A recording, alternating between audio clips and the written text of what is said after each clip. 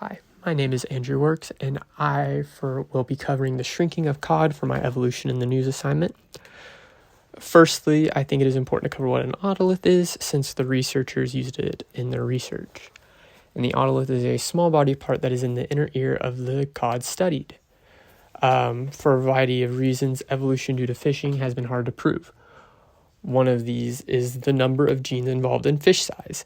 The next key finding is that the genes in the study that showed change were varied, which is consistent with other studies. And also it is important to note that there was directional selection, but the study cannot attribute it to only the fisheries, as the temperature of the waters may have been involved as well. And what makes this relevant to evolution? Well, the study is relevant to evolution because it shows change over time due to multiple possible selective pressures. It also shows that selection can be complicated due to multiple possible selective pressures acting on one specific trait. This leaves it difficult to attribute it to either fisheries or temperature, and I think this is important to cover with evolution, as this is what's going to happen in real life because there's so much going on in an environment. So the methods. Firstly, the otolith and fin clip samples were taken, and the size, age, and sex of the fish were written down. Later, the otolith and fin clip samples would be used to extract the DNA. This study was done on 2 sample populations. One of them was a sample of random specimens over a 5-year period. The other one were the smallest and largest immature fish from 1996 to 1998. The chemical makeup of the otolith was studied at both the edges and the center, as this was able to be used by the researchers to determine the age of the fish. And then a function of the growth of the otolith was made using Bayesian sequencing, as this was needed to compare the genotype to the phenotype of the fish. To continue with our methods, the DNA was then collected and sequenced. These sequences were processed to make sure that they had viable samples, and non-viable samples were removed.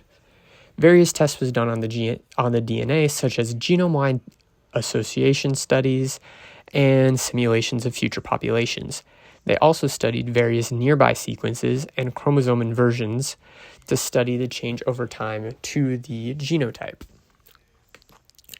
This was covered in the New York Times.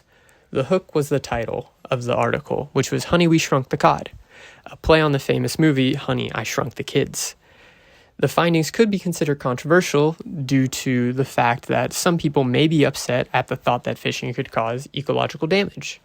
It could also be considered controversial by those upset that there was no conclusive link that the fishing was what caused the change. The article was, for the most part, honest. It did cover the things correctly if you read the whole thing. But if you only read the title and maybe the first few paragraphs, you would miss out on the fact that the results were inconclusive, as the initial parts of the article lead you to believe that it was entirely due to fishing.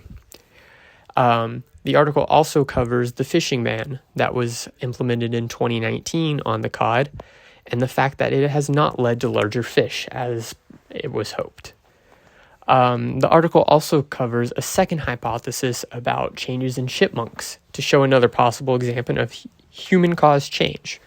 But this hasn't been studied, and there was no link to an article. It was only a hypothesis. This leads us to our misconceptions. Not only can the article make one believe that the selection was conclusively due to fishing, there are other misconceptions one might glean. The inclusion of a hypothesis about a change in chipmunks without a study proving it seems to create a narrative about human-caused evolutionary change. And while it is true that humans can cause evolutionary change, I fear that using examples that are either untested or inconclusive distract from the completed studies that have shown a link to human-caused change that we can focus on. And not being able to focus on them makes it difficult for us to change. The Times also does not explain that the otolith dating technique used does not have samples where the age of the otolith is known. Failing to disclose this makes the age seem more sure than it might actually be. The article on evolutionary theory. The article did get the idea that factors that create selective forces on a gene can lead to long-term change of the gene in the population. And here are my references.